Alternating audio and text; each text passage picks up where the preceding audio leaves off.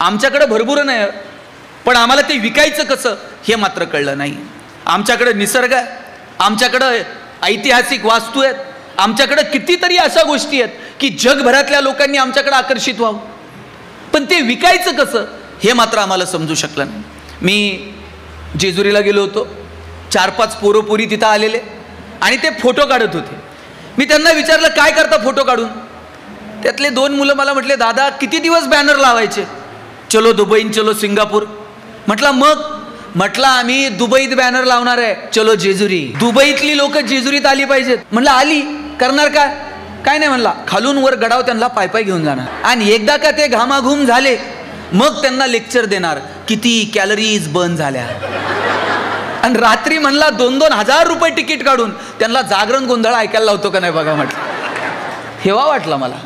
आपल्याला विकता आलं पाहिजे आपल्याकडे जे आहे ते, पण आम्ही त्या फंदात पडत नाही. आम्हाला फक्त नोकऱ्या मिळाल्या पाहिजेत. अभ्यास करायचा तोही मार्कांसाठी आणि मार्क मिळवायचे तेही नोकऱ्यांसाठी. शिवाजी महाराज 4 मार्काला, संभाजीराजे 5 मार्काला.